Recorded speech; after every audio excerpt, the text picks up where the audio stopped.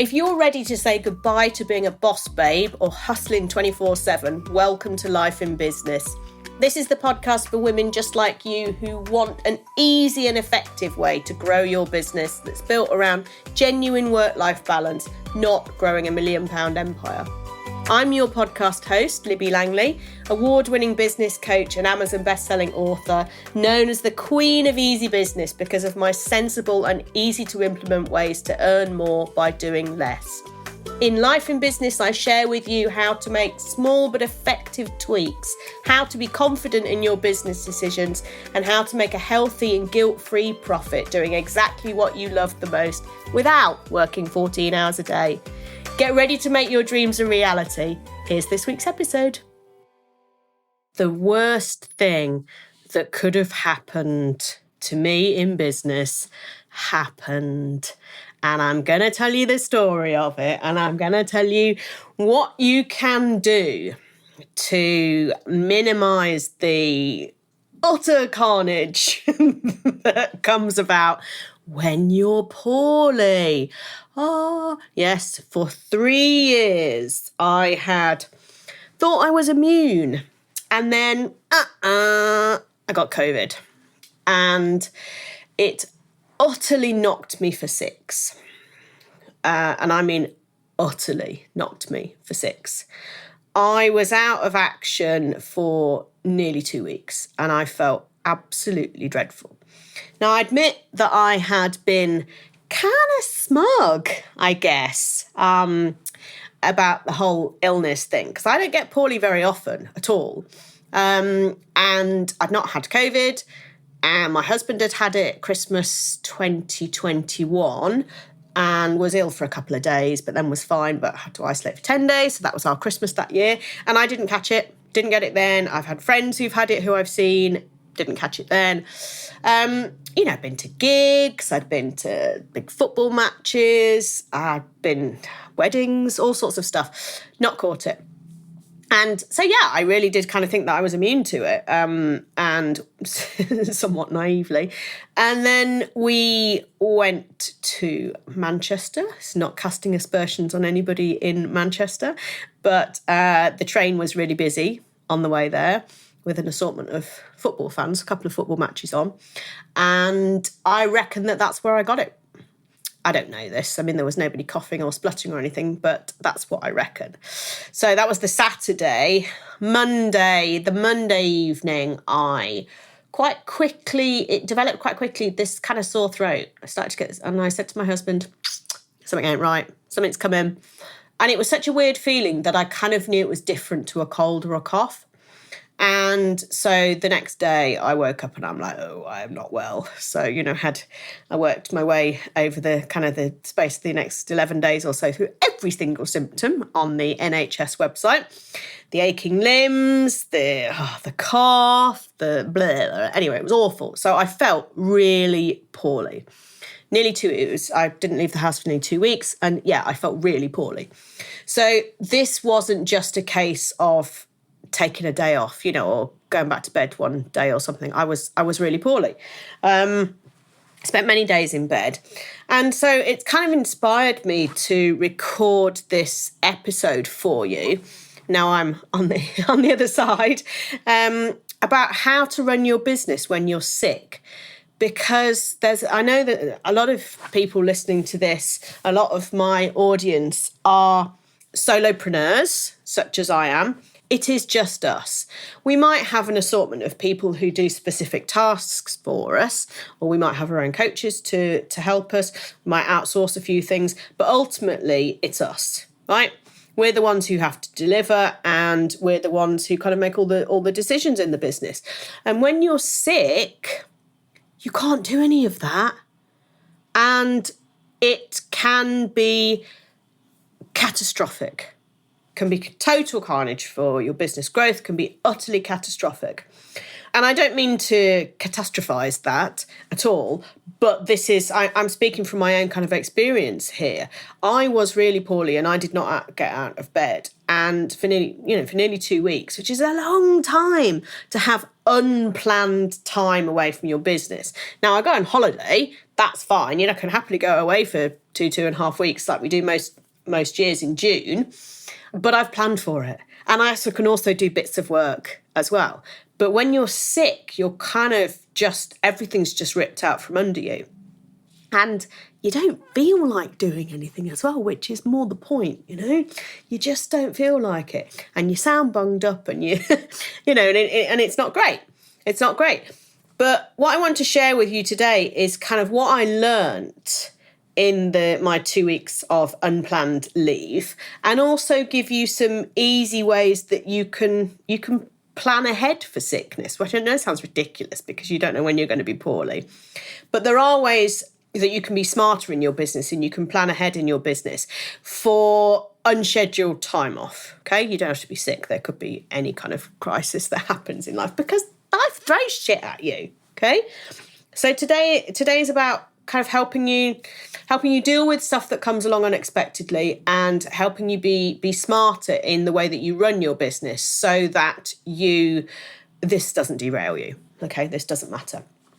And I would just like to say, actually, that in the first week of me being poorly, I signed 2 new clients that week, and I actually generated more income than I had in that first week of being poorly than I had in the whole of the previous month. Okay, so this is not a case necessarily of nothing happens in your business. Yeah, this is about kind of maximizing what you can do. Okay, because unless you can probably always do like an hour of something. Because even though I was very poorly, I could still do an hour of something here and there.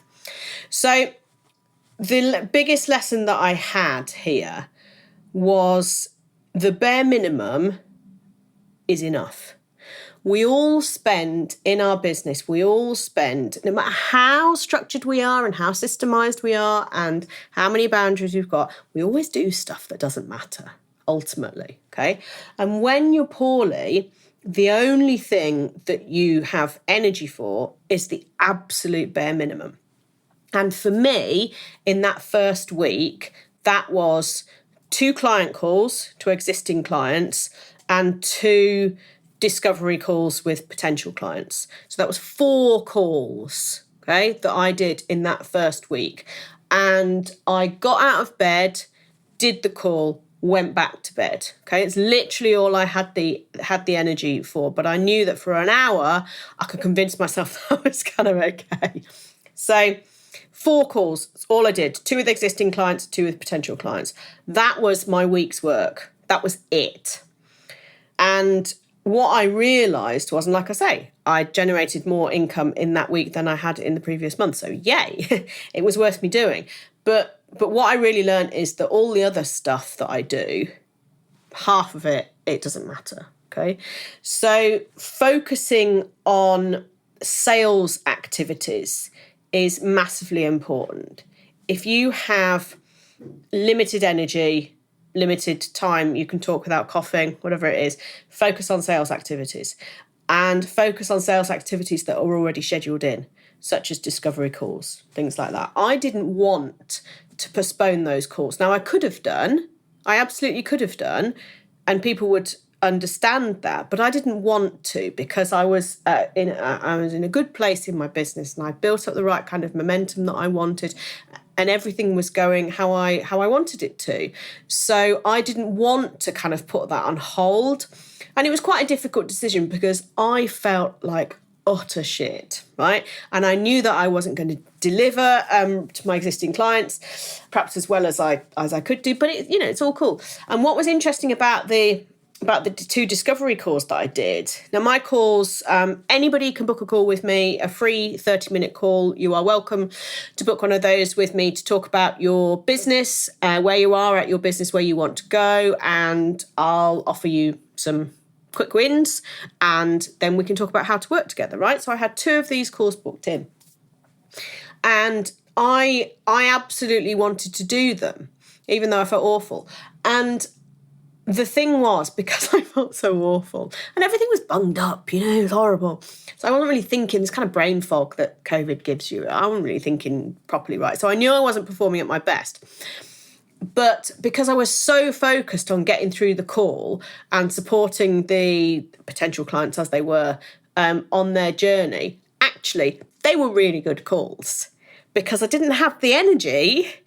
My brain fog wouldn't allow me to kind of diversify and think about other things or second guess myself or have any kind of imposter syndrome come up. I'm just like, I'm going to do this. I know I can help these people. I am going to, we're going to work through this for half an hour and then they're going to become my clients. And that's just how I went into the call. And it worked a treat. And I'm loving working with these 2 new clients. So this kind of just focusing on exactly the task in hand and not having headspace for not allowing any other thoughts to come into your mind is brilliant. It's a brilliant way to be. So the bare minimum in terms of absolutely delivering for that time that you've agreed to be together, and that's it. And then you can collapse. You can go back to bed, but you've done the thing that you wanted to do. So focusing intently on the matter in hand, on the sales activity in hand, and then deliver to your clients as well. So the time I spent with my clients, like I say, I knew that I kind of wasn't on top form, I don't think, but that was okay. We did the things that we needed to do, and I keep copious notes for all my clients, so I knew where we were, and I delivered as expected. And a lot of my other work with my clients, so I have calls with my clients, but then a lot of my other work is through Voxer, so messaging, a messaging app. So we do voice notes and we do text through Voxer, and that's easy for me to do kind of from bed or watching the telly or anything. So it's a different kind of energy. So the energy that I used was on calls, and it took a lot of energy and sleeps afterwards. So managing your sickness, managing time when you're sick, is to do the bare minimum, but do the things that you have to do or that you really want to do. You don't want to postpone. Focus on them intently, particularly if they're sales activities. Deliver to your clients what you need to deliver to them, and then make time for rest, and a lot of rest. Because if you don't make time for rest and you keep pushing and pushing and pushing, you're going to take much longer to get well, okay? And that's not what you want. You want to be over and done with as quickly as possible. So just saying, right, what do I need to do? Okay, I've got a call at 10 o'clock on Wednesday. I've got a call at 3 o'clock on Thursday. That's everything else can go. And just trusting that everything will be fine if you do that. Honestly, it was the best thing that I did. I wasn't really capable of doing much more than that, to be fair. But that was, that was okay. So it's okay. So you do the bare minimum and it's okay. And that's, it's a real lesson on how to run your business. And the fact that probably, like I say, even if you've got systems in place, even if you've got boundaries, even if you've got structure, there will be things that you're faffing about with. You sit in there and you realise you spent an hour and a half designing something in Canva. It doesn't matter. It ain't going to make that much difference to your business in the long run. If you spend an hour and a half on it or you bang it out in 3 minutes, honestly, it won't make that much difference.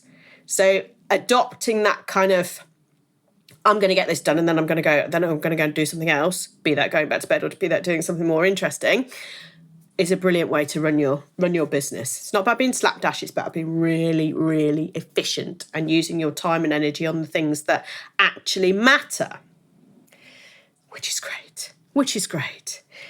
And so now I'm out of that and I'm back to not doing the bare minimum, doing some extra stuff.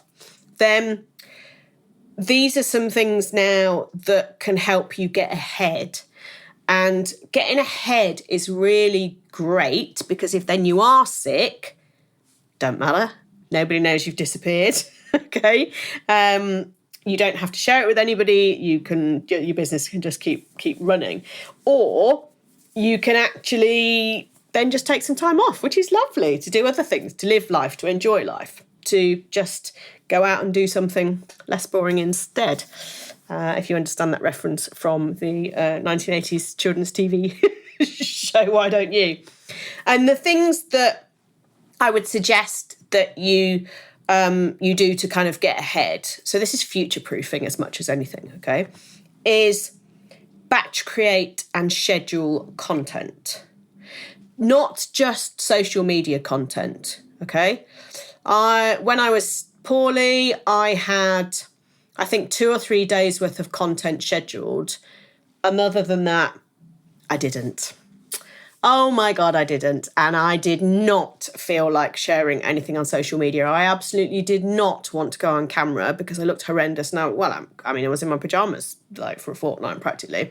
So doing my normal kind of content creation just wasn't possible. It wasn't going to happen. And so I had, can't remember, maybe like 5 days where I didn't share anything. And that's really unusual for me. And it reminded me that I always need to batch create and schedule. And it's what I tell my clients to do. But, sometimes we don't always take our own advice and all of that. And it slips. But it's a really important lesson that this batch creating and scheduling, it makes such a difference to everything. Okay. So be smart and get ahead. And I would suggest that you are always at least a week ahead of yourself. Okay. And to start with, yes, that means that you've got to sit and you've got to create like double content, if you like. So if you normally do a week in advance, you've got to do 2 weeks in advance. But then once you've done it, you're back into your routine. And having this kind of batch of content will really help you. Even if you don't actually schedule it, so you can schedule stuff directly in Instagram or use a tool like Later, which I've used for a long time. If you don't actually schedule them, it doesn't matter. If you've got things saved as draft or things in your phone that you can just ping out there. Okay, it's the important thing is that you've got a bank of stuff that can go out when you need it to, and you don't have to create anything on the hoof. Because honestly, when I was poorly, I made one reel because I was like, oh God, I need to share something. And it was just rubbish. I knew it was rubbish. I knew it wasn't going to achieve anything, but I kind of just did something to get something out there. And that's the worst thing that you could do. And that's, I've been teaching people how to use social media since 2009, okay? And that's something I would never, ever, ever advise people to do. But when you're in it, it's very difficult, and you get this kind of panic come over you, everyone's going to forget about me, which is just nonsense. It's not true. But I suppose I'm just reassuring you that we all kind of feel like that sometimes, right? So the kind of content, for me, there's 3 strands to my content. One is this, my podcast, and I am always a week in advance, at least a week in advance with my recording of my episodes, sometimes more than that. And really my objective is to be kind of 3 weeks ahead. And I get them, somebody else edits them. I don't do that. So that's outsourced to a fantastic company actually called Podshop Online. They're great guys. So that's all outsourced and they turn it around really quickly. So if I send them 3, I get 3 back within 48 hours. They have a really great turnaround. So I can plan for holidays and those kind of things and then get them scheduled to go on my website, and I send an email out about them and I put a social media clip or 2 out. And all of that can be done in advance, which is great. So it means I can get ahead with all of that. So, and then I have my email marketing. I email my list twice a week. And if you don't get my emails, but you would like my emails, then just go to libbylangley.com/email. I'll put a link in the show notes. And you can sign up for my email list. And I email twice a week, my list with useful, interesting stuff about how to be smarter in business, how to work less and earn more. So once a week, it's an email about my podcast and some kind of information surrounding that. And the other one is some kind of business lesson. And those can always they could be scheduled 6 months in advance, as long as I've got the podcast information. But that's a really easy thing to schedule ahead. So my Monday email I don't want to be writing that on a Sunday, ready to go out on a Monday. I want to have it always done. There are things that you can plan ahead. Okay, these don't need to be reactive. These can be planned ahead. And then the third thing for me, so I've got podcast, email, social media. And social media is really easy to batch create, but it takes more discipline and routine, because whereas you might have one podcast, 2 emails a week, you got 7 social media posts. So the volume is more. For sure. But there are ways that you can plan your content smartly. So, for example, I've already said from my podcast, I can make 1, 2, 3, 4 even social media posts to go out. So I'll do another episode about how to repurpose your content. So listen for that in the future podcast episode, because that'll be really useful for you. And that is... So repurposing your content is a really good way of doing things, but kind of not overthinking what it is that you're talking about. So not every social media post needs to be something new and revolutionary. Okay? You can talk around the same topic 100 different times because your topic is your topic. So this is about reminding people what you do and how you can help them and how you can work with them.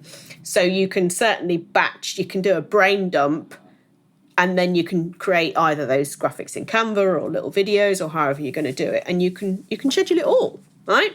So you can schedule it all. But if you are always at least a week in advance, preferably 2, then actually you just can breathe. And if you want to take Wednesday off, you just blooming well take Wednesday off. Doesn't matter, because everything's done, okay? As long as you're there to service your clients and to do your sales focus, your sales activities, jobs are good one, right? That's all you need to do. And another thing that I would suggest to do is automate everything that you possibly can. And this involves investing in systems, but if you invest in the right systems, it's absolutely worth the investment. There are some things that are worth investing in business, and systems that make things easier and a coach that will help you get where you want to be are 2 of my non-negotiables. And I would suggest they are 2 of your non-negotiables as well. So you can automate lots of things. If you have discovery calls for your clients, like I do, if people want to work with me, we get on a call first. Then having a Calendly link or some kind of online calendar link. I use Calendly, where people can just click and book. Easy peasy. I don't need to do anything. Okay. You can have links in your Instagram bio for people to sign up for things, to listen to things. There's a link in my Instagram bio to buy my book.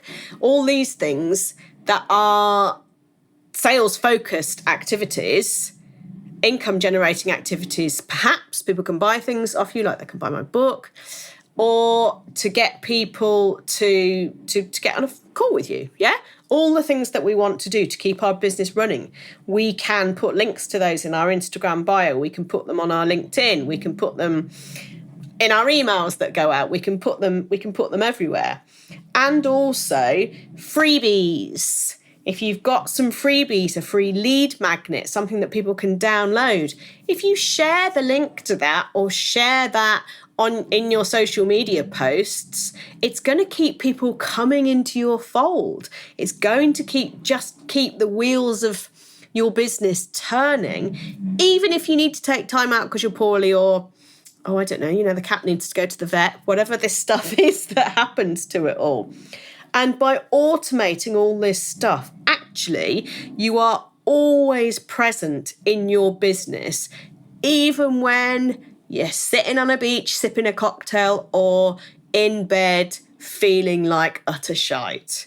It does not matter. Your life can go on, or pause for illness, but your life can go on whilst your business is generating leads, inquiries, nurturing people, making connections, all of that stuff. It's a clever way to run your business, and it's actually less work because everything is more strategically planned. you've thought about everything in advance, therefore it's all on it's all kind of on the right topic, you're not going off on tangents, you're not having to think of stuff off the cuff. You're not putting out a post because you just need to put out a post like I did when I was poorly, and it was rubbish and it's never going to achieve anything. So it was a waste of time. So you're not doing that. That doesn't happen. And you'll get clients on autopilot, which is an amazing kind of side bonus to this, but it frees you up to just live life as well. And that's what you want from your business. It's superb. It's a superb way to run business. So for me, being poorly was a great reminder of how important this stuff is. And I've been teaching people how to do this for years, okay? But as I've said, in our own businesses, sometimes we don't quite 100% follow what we encourage other people to do, which is why coaches need coaches too, right? But being sick absolutely sucks. There are no two ways about it. It's awful. It's horrible. I do not want to have to take another 2 weeks out of my business because it was no fun and I just didn't feel like... Anyway, I didn't even feel like watching the telly, and I love watching the telly, so it shows you how poorly I was. But being sick sucks, right? But it's a part of life and it will happen. But being smart in your business means it just kind of doesn't matter as much. And the thing is that being smart and doing the bare minimum in your business, cutting out all the waffly crap that we do, focusing on sales activity, batching and scheduling as much content as you can, and automating everything that it's humanly possible to automate means time off for the nice things in life too. So by planning for sickness, you're actually planning for joy and happiness and all the good things too. And that's what I call a really sensible business. That's what I call a really great strategy. If it's sickness that makes you do it, fine, let that be the catalyst. But oh my God, you're going to reap the rewards from implementing all the things that I've talked to you about today. So, yeah. So that was lessons on my sick bed, my musings from when I was poorly. Thankfully, I'm no longer poorly. And thank you for joining me today. It always means such a lot to know that you're here and I'm in your ears. And I'll see you next time. Thank you for listening to Life in Business. Please make sure that you subscribe or follow so you don't miss any future episodes. And if you enjoyed today's show, please leave a review, as it helps others to find the podcast and spread the word that there's an easier way to do business. If you want to chat with me about today's episode or suggest a topic for the future, I would love to hear from you. You can find me on Instagram @Libby Langley. See you next week.